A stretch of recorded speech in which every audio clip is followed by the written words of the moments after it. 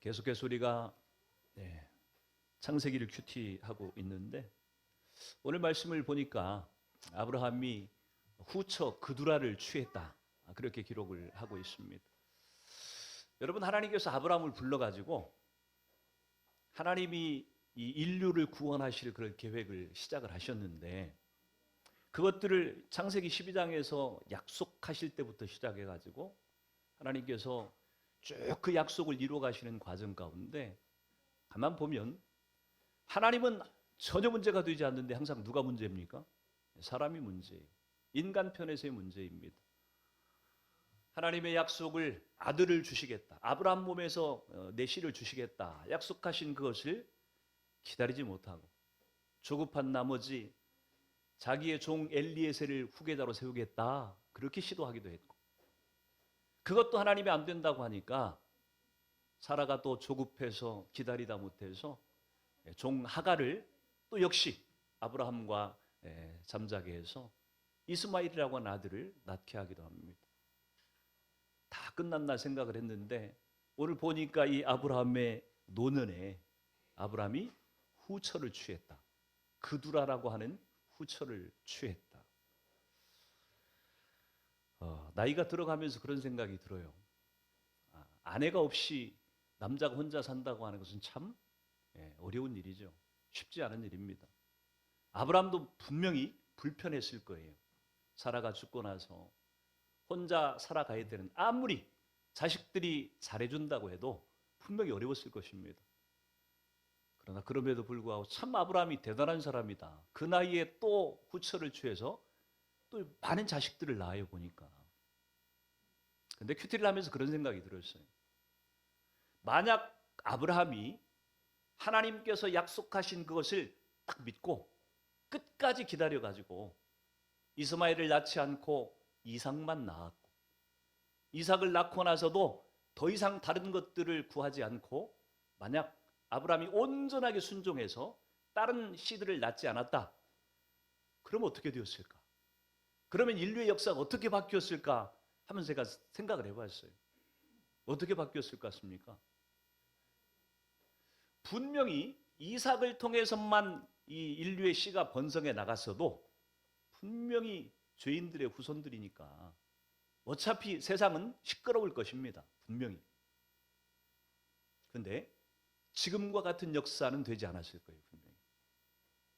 이스마엘의 후손들이 아브라함의, 이삭의 후손들과 대치하는 그런 일들, 그리고 또 이 그두라의 후손들을 통해 가지고서 수많은 족속들, 대표적인 게 아수르 족속이라고 되어 있는데 나중에 얼마나 인류 역사를 힘들게 하고 고통스럽게 합니까?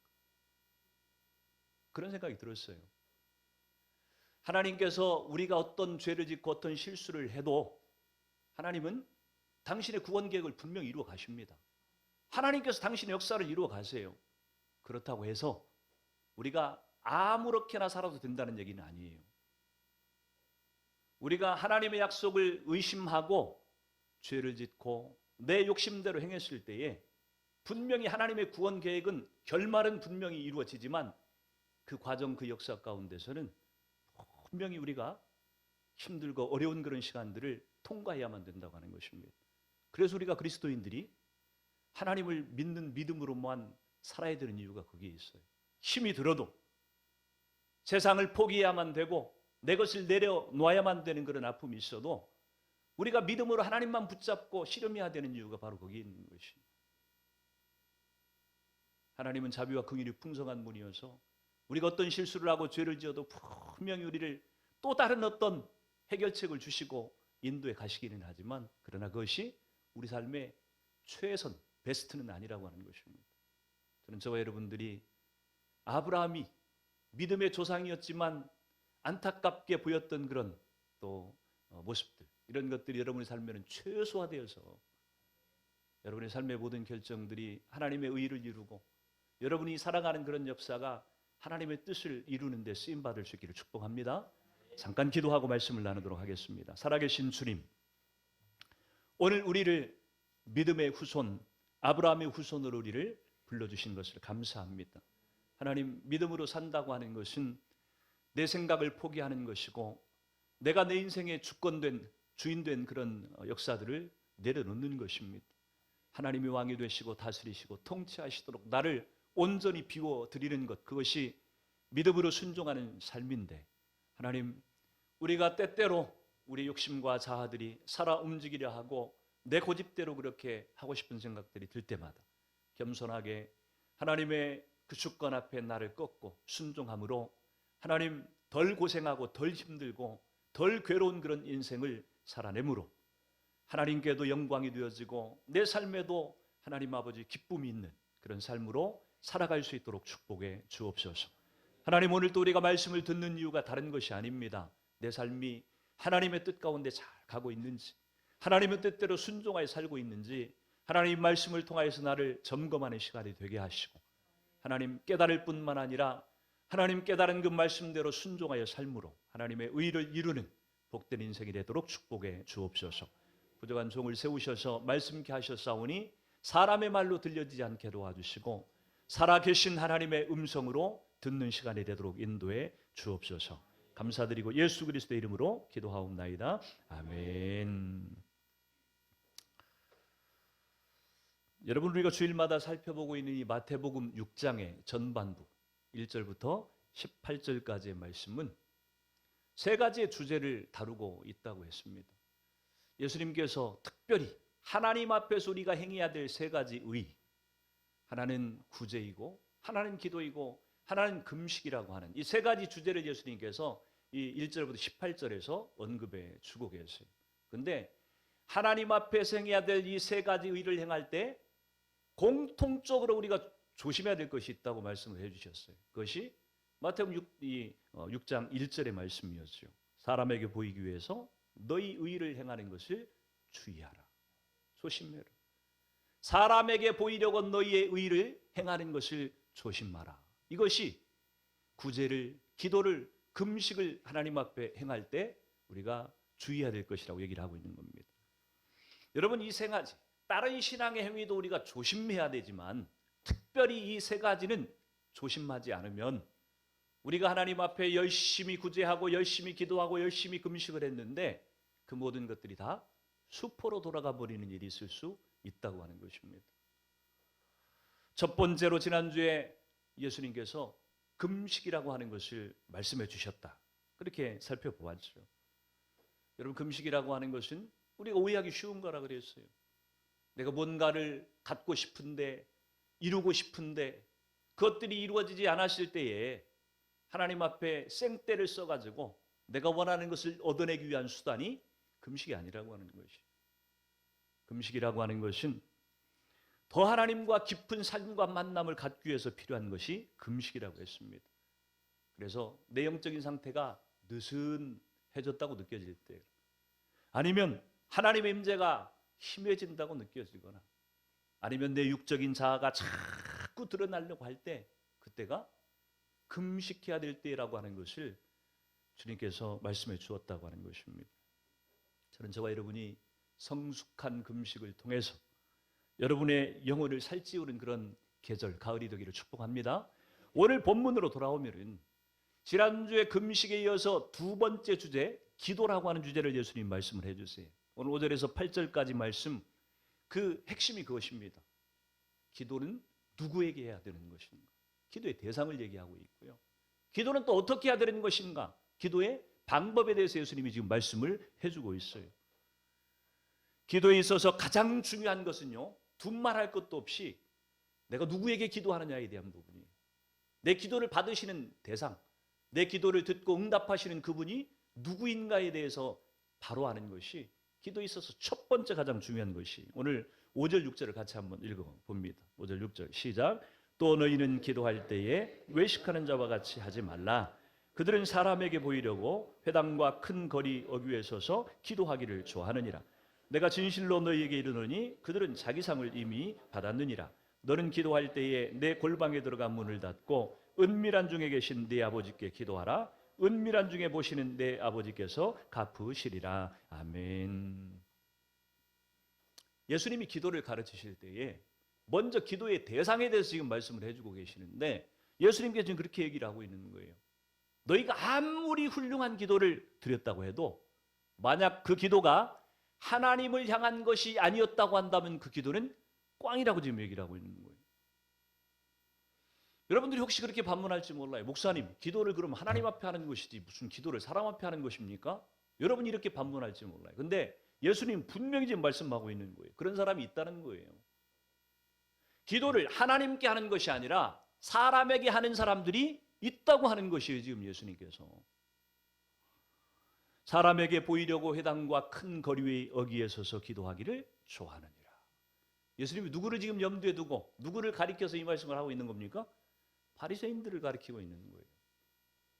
바리새인들을 지금 지칭해서 예수님이 이걸 지금 기도를 가르치고 있는 것입니다.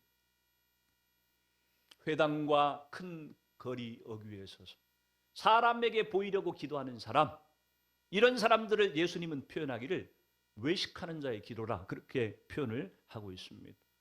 외식이 뭐예요? 외식이라고 하는 것은요, 겉과 속이 다른 것을 얘기합니다. 겉으로는 하나님께 기도하는 것처럼 보이는데 속으로는 누구에게요? 사람에게 보이기 위해서 기도를 하고 있다. 겉과 속이 다른 그런 사람을 외식한다고 얘기를 하는데, 오늘 바리새인들이 하나님 앞에 드리는 기도를 바로 그렇게 외식하는 자의 기도라고 예수님 평가하고 있는 것입니다. 현대판 바리새인 하면 저는 두 번 생각할 것도 없이 머리에 떠오르는 한 분이 계십니다. 아마 저와 비슷한 생각을 혹시 하고 계시는 분이 있을지도 모르겠어요. 그분이 맞습니다. 실컷 기도를 하고 예수님에게 외식하는 자의 기도라 그렇게 책망을 받고 있다고 한다면 여러분, 우리가 그런 기도를 해서야 되겠습니까? 중요한 것은 뭐냐면 그들은 자기 상을 이미 받았다고 지금 예수님이 얘기를 하고 있는 거예요. 기도를 했는데 천국에 아무런 상급이 없는 그런 기도를 했다고 지금 얘기를 하고 있어요. 누가요? 외식하는 자들. 바리새인들이 하나님 앞에 기도할 때 그런 기도를 했다고 지금 얘기를 하고 있는 거예요. 여러분, 바리새인들의 기도가 뭐가 문제일까요? 우리는 문자적으로 생각하기를 예수님이 6절에 보면 그렇게 얘기를 해요. 너는 기도할 때 골방에 들어가 문을 닫고 은밀한 중에 계시는 네 아버지께 기도하라. 이렇게 말씀하시는 것으로 봐서 바리새인들은 길거리 어귀 회당 거기서 기도를 했기 때문에 문제가 되는 것이고, 예수님 말씀하신 것처럼 아무도 보지 않는 골방 속에 들어가서 기도했기 때문에 하나님께서 받으시는 기도인가? 이렇게 오해할 수가 있다고 하는 것입니다. 회당과 큰 거리역에 서서 기도했기 때문에 외식하는 자의 기도이고, 골방에 들어가 기도했으니까 외식하지 않는 자의 기도입니까? 그렇지 않아요. 오늘 예수님은요, 기도의 대상이 누구인지를 지금 가르치고 있는 거예요. 아무리 골방에 들어가서 기도하고 있어도요, 만약 사람들을 의식하고 기도했다고 한다면 그것은 외식하는 자의 기도이고 사람에게 보이기 위한 기도인 것이고요. 길거리 어귀, 회당 가운데서 기도하고 있어도 하나님을 의식하고 기도했다고 한다면 그것은 골방 기도라고 지금 예수님께서 가르치고 있는 거예요. 장소의 문제가 아니에요. 지금 내 기도의 대상, 그분이 누구인가를 의식하고 어떻게 의식하고 기도하고 있는가를 지금 예수님이 가르쳐주고 계시는 것입니다. 사랑하는 성도 여러분, 사람에게 듣게 하려고 기도하지 마십시오. 사람을 의식해서 하는 기도, 내 기도가 하나님이 아니라 사람을 의식하는 기도로 향하기 시작하면요, 우리의 기도는 예수님이 평가하신 것처럼 외식하는 자의 기도로 전락해 버리게 되어 있습니다. 기도는 철저하게 누구에게요? 하나님께만 드려지는 기도해야 된다고 하는 것이 믿으십니까? 기도는 누구에게만요? 하나님께만 드려야 된다고 하는 것이에요. 기도는요, 하나님이 들으시라고 기도하는 것이지 사람 들으라고 기도하는 것이 결코 아니에요. 적극적으로 표현하면요, 우리의 기도는 사람이 들으면 안 됩니다.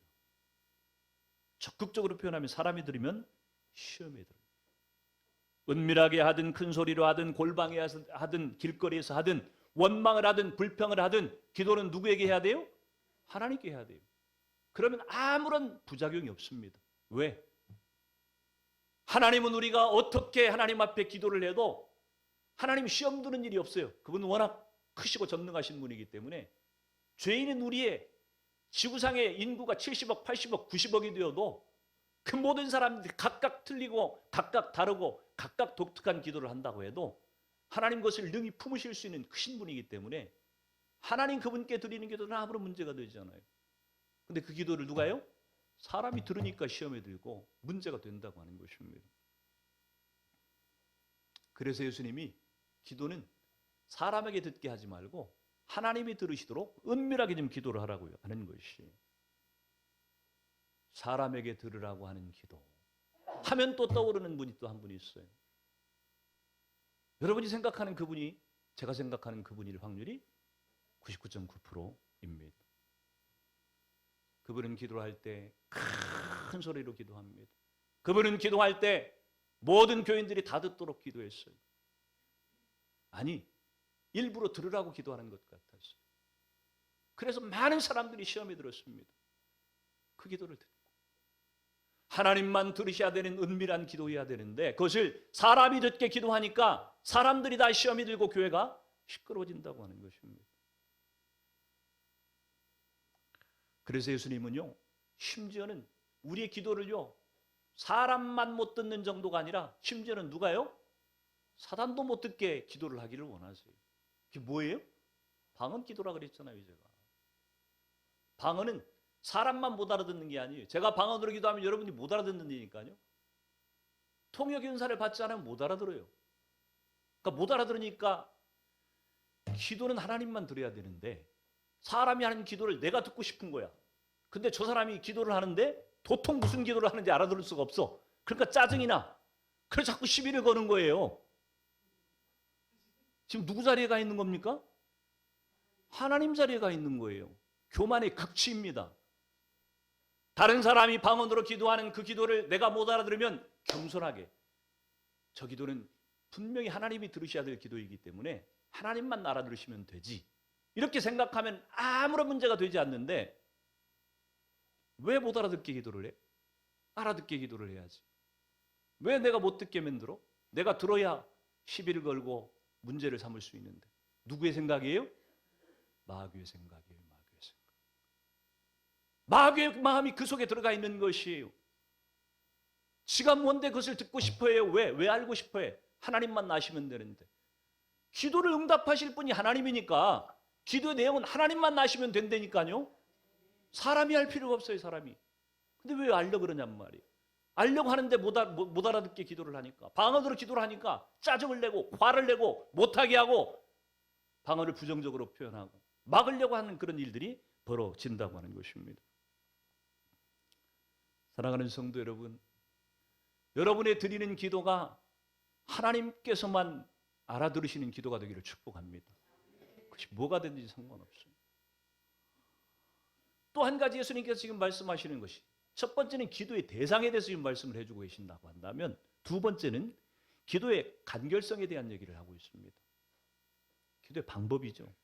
6장 7절 8절을 같이 한번 읽어봅니다. 7절 8절 시작. 또 기도할 때에 이방인과 같이 중언부언하지 말라. 그들은 말을 많이 하여야 들으실 줄 생각하느니라. 그러므로 그들을 본받지 말라. 구하기 전에 너희에게 있어야 할 것을 하나님 너희 아버지께서 아시느니라. 아멘. 예수님께서 그렇게 말씀을 하세요. 기도의 방법, 기도의 간결성에 대한 얘기를 지금 하고 계시는데 가장 눈에 띄는 단어가 이방인과 같이 뭐 하지 말라고요? 중언부언하지 말라. 그렇게 지금 예수님께서 얘기를 하고 있어요. 당시 이방인들이 기도를 할 때 주문을 외우면서 기도를 했다고 합니다. 그러니까 이방인들이 하는 기도는 비슷해요. 주문을 외우는 것처럼 반복해서 계속 읊조리는 것입니다. 여러분, 있지도 않은 신에게 응답할 수도 없는 가짜 신에게 기도를 해야 되니까 기도를 하면서 마음이 얼마나 힘들겠어요. 그렇죠?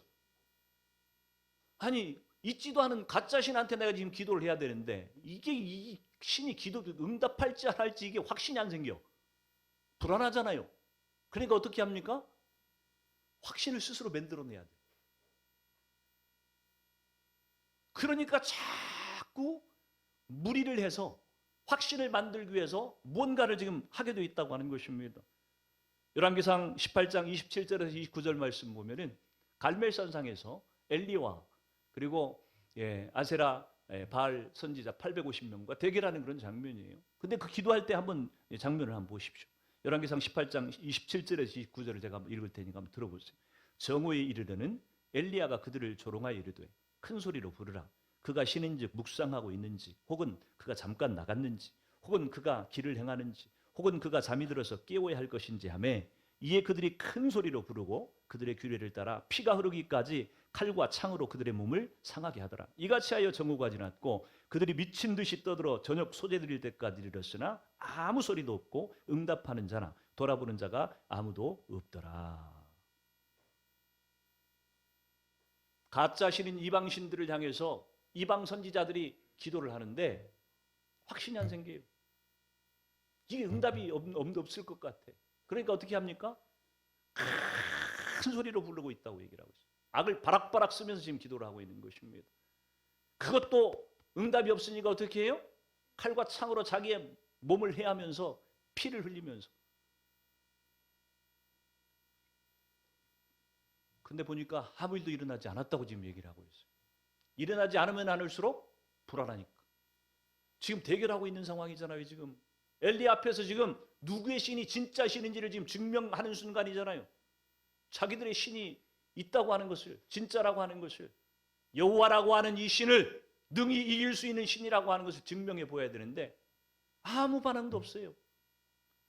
그러니까 좀 극단적인 일들을 지금 벌이고 있다고 하는. 그런데 우리가 섬기는 하나님, 엘리야가 섬겼던 하나님은 어떤 하나님이었어요? 오늘 열왕기상 18장 37절, 38절을 같이 한번 읽어보도록 합니다. 시작.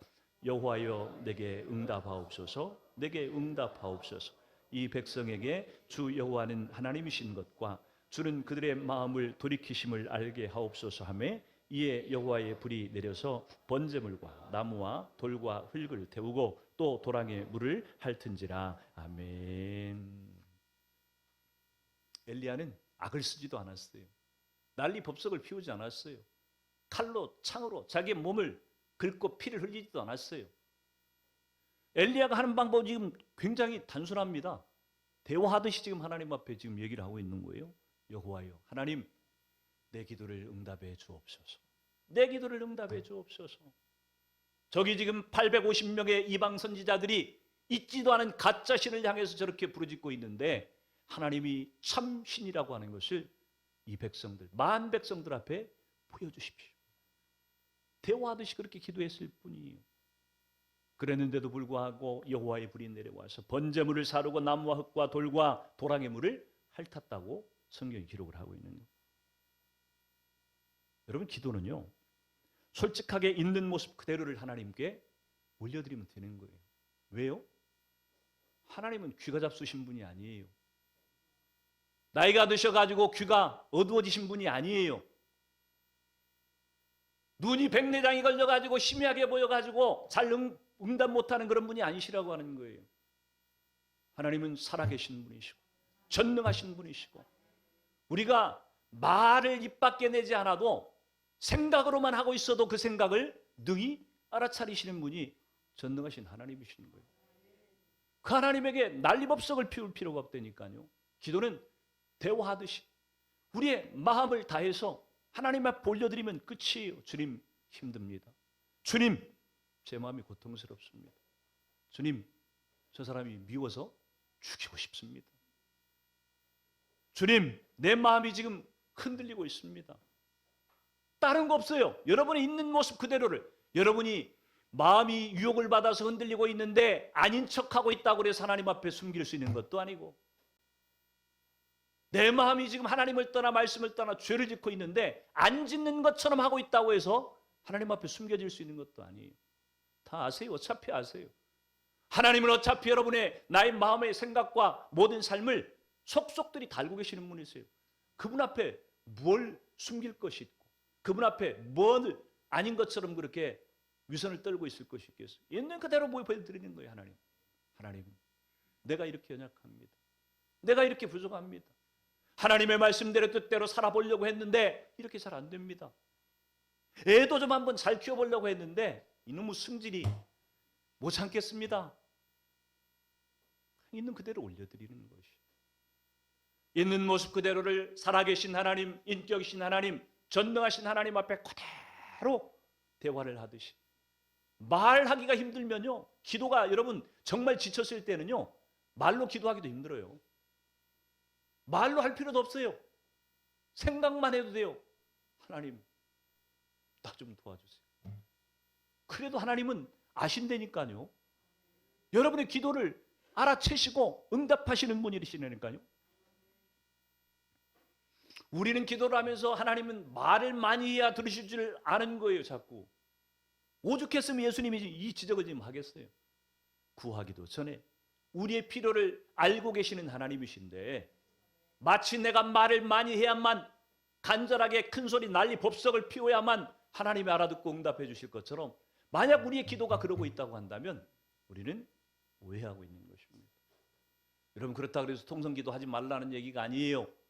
기도 시간을 정해서 하지 말라고 하는 얘기가 아닙니다. 해야 돼.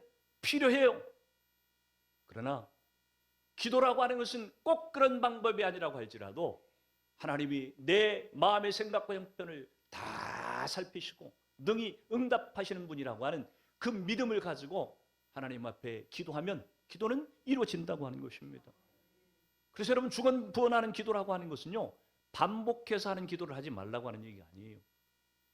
중언부언이라고 하는 것은 말을 많이, 기도를 짧게 해라 이 얘기를 지금 하는 것도 아닙니다.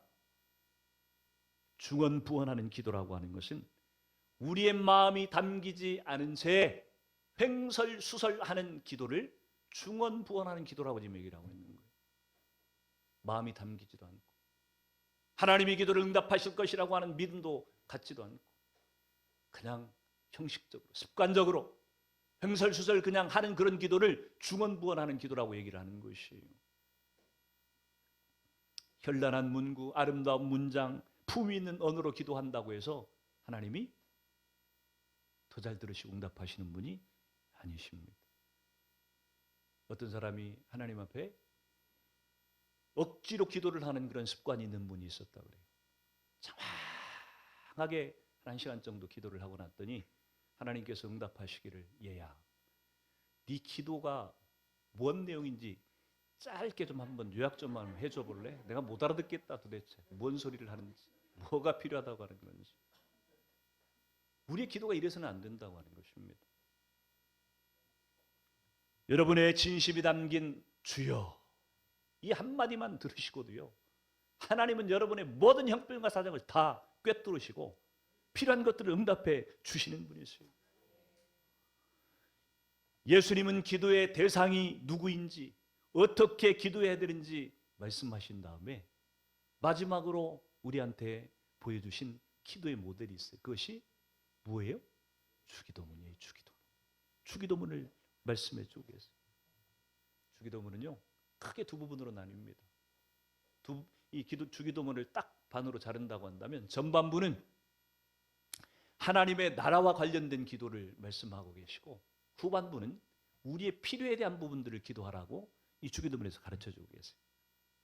순서를 바꾸면 안 됩니다. 주기도문, 주님이 우리에게 가르쳐 주신 이 주기도문을 통해서 예수님은 기도의 순서가 먼저 그의 나라와 의를 구하는 기도가 있은 다음에 우리의 필요를 구하도록 그렇게 말씀해 주고 있어요.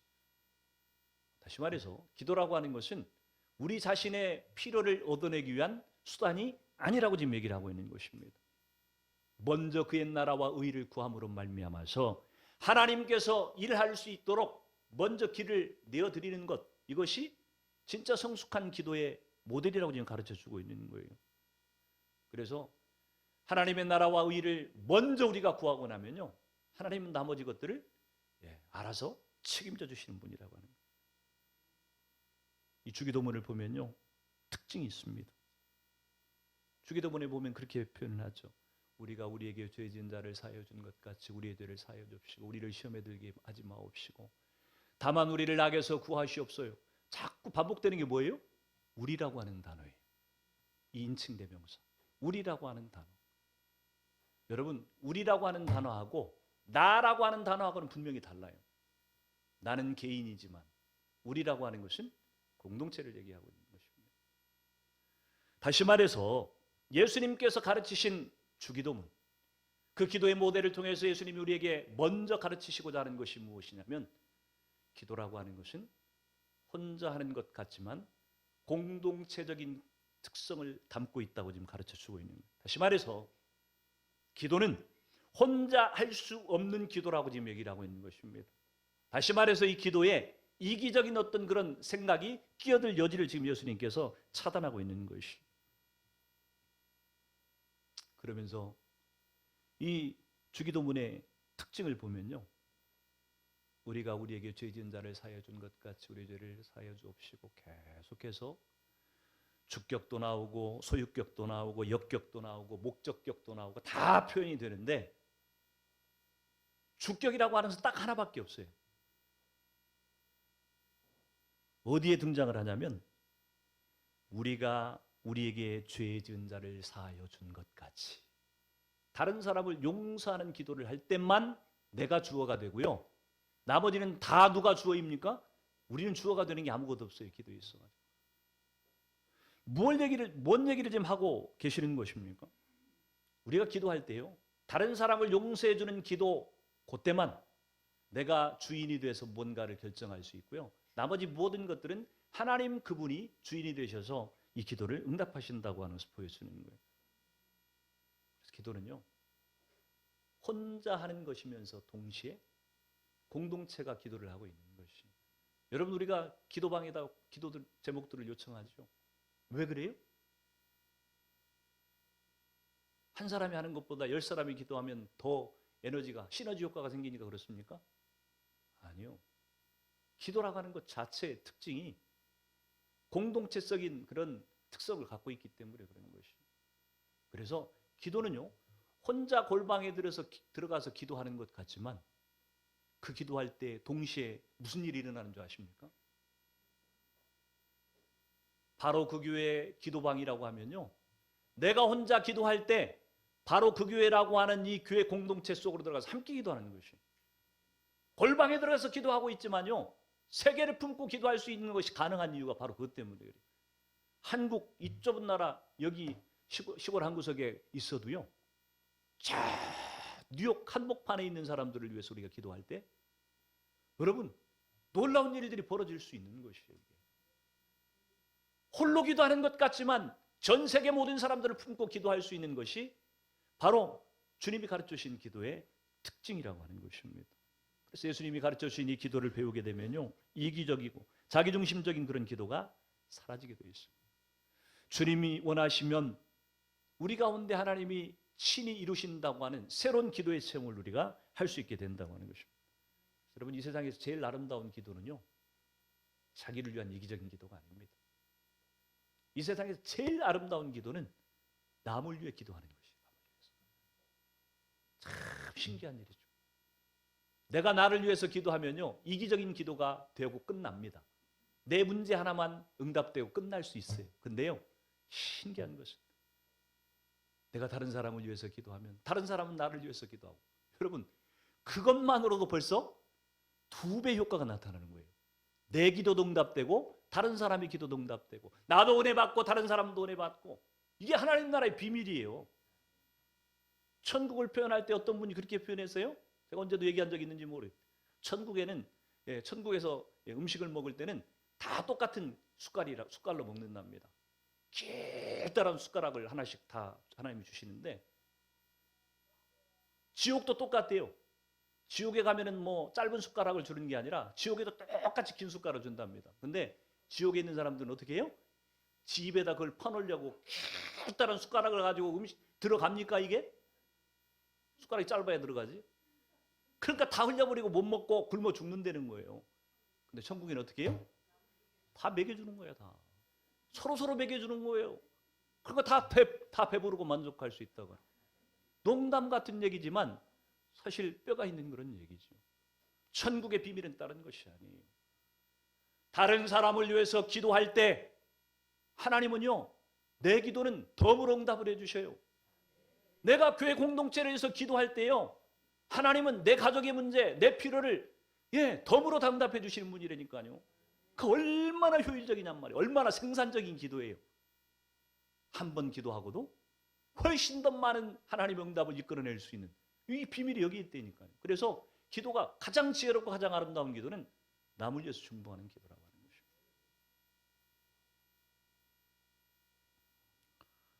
어떤 분들은 그렇게 반문할지 몰라요. 주님이 주기도문에도 일용할 양식을 위해서 기도하라고 하지 않았습니까? 그래서 마치 자기 일을 위해서 기도해야 되는 것이 중요한 것처럼 그렇게 질문하는 분이 있을지 몰라요. 근데 8절에 보니까 분명하게 그렇게 얘기를 해요. 구하기 전에 너희에게 있어야 할 것을 하나님 너희 아버지께서 아시느니라. 여러분의 모든 필요를 누가요? 하나님이 아신다니까요. 구하기도 전에 아신다니까요. 여러분이 구하지 않는다고 해서 하나님이 모르시는 것이 아니라고 하는 것입니다. 그래서 기도는요, 뭔가 우리가 원하는 것들을 하나님 앞에 알려드려서 하나님 응답하시도록 하게 하는 것이 기도가 아니에요. 다 알고 계세요. 하나님은 어차피 다 알고 계세요. 기도를 왜 하게 하세요? 우리를 다듬으시고 하나님을 향한 믿음을 키우시고 하나님 일하신다고 하는 것을 체험케 하시고.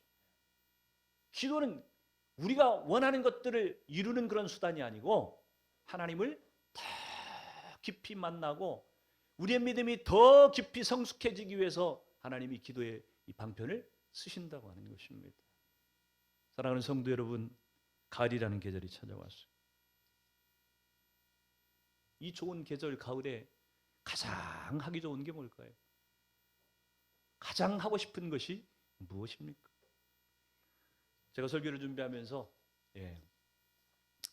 가을과 기도를 연관시켜서 검색을 해보니까 가을의 기도라 하는 이 차승진이라고 하는 시인이 쓴 기도가 있더라고요. 너무 좋아서 제가 한번 읽어드려 볼게요. 제 낭낭한 목소리를 읽을 테니까 잘 감상을 해보시기 바랍니다. 가을의 기도, 차승진. 주여 가을엔 기도하게 하소서. 오곡 익어가는 남국의 햇빛 바라볼 수 있는 마음의 눈을 뜨게 하소서. 주여 가을엔 기도하게 하소서. 가로수 붉은 울음 같은 단풍잎 몸부림처럼 늘 깨어있는 얼굴 되게 하소서. 주여 가을엔 기도하게 하소서. 뙤약볕 불길처럼 일렁이는 여름날 들녘 그늘에 잠든 아들 바라보며 부채질해주는 어머니의 손결이게 하소서. 주여 가을엔 기도하게 하소서. 바람이 얼굴을 애모하며 흔적 없는 사랑을 하듯 내 이웃 내 가족을 위해 쉼 없이 흐르는 계곡물처럼 한결같은 마음이게 하소서. 주여 가을엔 기도하게 하소서. 낮엔 태양과 밤엔 달빛과 은밀한 속삭임으로 제 몸 부풀리며 사람들 식탁에 오른 과일처럼 편협하지 않는 예쁜 마음이게 하소서. 주여 가을엔 기도하게 하소서. 어린아이 걸음마 배우듯 비틀거리며 언젠가 제 몸 바로 세울 수 있는 그런 사람이 되게 하소서. 성경이 아니니까 아멘은 안 해도 됩니다. 참 시의 내용이 참 좋죠. 저는 이 차승진이라고 하는 시인이 어떤 분인지 전혀 몰라요. 그냥 시가 좋아서 제가 한번 읽어드려 봤어요. 근데 내용으로 보니까 분명히 이분이 크리스찬이 아닐 확률은 없어요. 보니까 분명히 예수 믿는 사람일 것 같아요. 여러분, 이렇게 내가 알지도 못하는 어떤 사람도 가을이 되면 뭘 하고 싶어 해요? 기도하면서 이런 사람이 되고 싶다, 그렇게 고백을 하고 있는데, 하물며 하나님께서 사랑하시는 저와 여러분, 하나님의 자녀된 저와 여러분이 이 좋은 계절 가을에 뭘 하고 싶고 뭘 하기를 원하는 삶을 사는 게 좋겠습니까? 말할 것도 없이 가을엔 가장 기도하기 좋은 계절이고 가장 기도하고 싶은 계절이 되기를 축복합니다. 그래서 여러분들이 하는 모든 기도가 여러분의 이기적인 욕심을 구하는 기도가 아니라 하나님께서 원하시는 누군가의 또 어려움과 힘든 것과 또 도움이 필요한 것들을 중보하는 그런 기도자로 섬으로 말미암아서 나도 살고 다른 사람도 풍족하게 하는 그런 기도의 성숙한 기도의 능력과 응답을 누리며 사는 저와 여러분, 그런 가을이 되기를 주의 이름으로 축원을 드립니다. 같이 기도합니다.